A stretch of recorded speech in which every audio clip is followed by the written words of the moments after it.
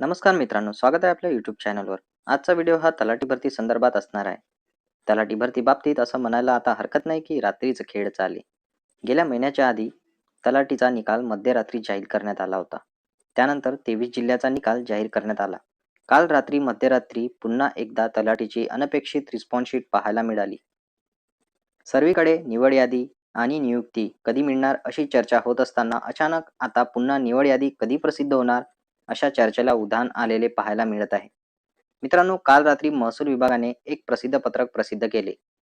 प्रसिद्ध पत्रकानुसार असं कळवण्यात आले की सदर 219 प्रश्नातील बदलानुसार गुणवंत यादीमध्ये बदल झालेला आहे.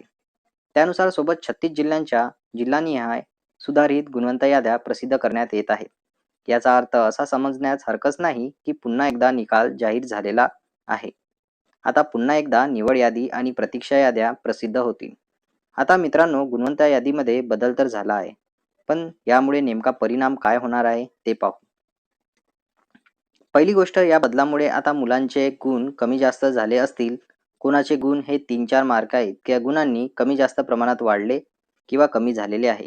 म्हणजे जो उमेदवार निवड यादीमध्ये होता, आता तो मार्क कमी झाले म्हणून तो आता प्रतीक्षा यादीत गेलेला आहे. आणि जो उमेदवार प्रतीक्षा यादीमध्ये होते, ते आता त्यांचे मार्क्स वाढल्यामुळे निवड यादीमध्ये गेलेले दिसून येत आहे. असा खूप मोठा फरक झाल्याचे दिसून येत आहे. तसेच बरेच उमेदवारांचे गुण वाढले, तर रँकनुसार त्यांची रँक ही आता 100 वरून 103 वर गेलेली दिसून येत आहे. मित्रांनो, अशा उमेदवारांनी खचून जाऊ नका. शेवटी ही स्पर्धा आहे. आपण जर मागे पडलो तर नेमकी कोणीतरी समोर जाईल आणि मोठ्या प्रमाणात मुलांचे सिलेक्शन इतर पदावर होताना दिसत आहे. त्यांच्यामुळे प्रतीक्षा यादीसुद्धा पुढील 1 वर्षापर्यंत लागू शकते.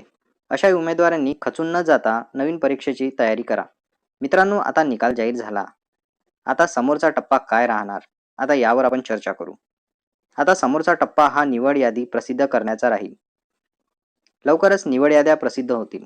नॉन पेसात येणारे 23 जिल्हे तसेच पेशा क्षेत्रात येणारे 13 जिल्हे यांची निवड यादी ही सोबतच प्रसिद्ध होतील असे शासनाकडून नियोजित असल्याचे दिसून येत आहे. कारण त्यांना नियुक्ती द्यायच्या असत्या तर त्या 23 जिल्ह्यातील उमेदवारांची नियुक्ती पत्र दिले जाऊ शकले असते. पण आता संपूर्ण 36 जिल्ह्यांतील तलाठी भरतीतील उत्तीर्ण होणाऱ्या उमेदवारांना सोबतच नियुक्ती देण्याचे सरकारचे नियोजन असावे, असं म्हणायला आता हरकत नाही. मित्रांनो, आशा आहे लवकरच निवड याद्या प्रसिद्ध होतील. तर मित्रांनो, ही होती तलाठी भरती संदर्भात महत्त्वाची अपडेट.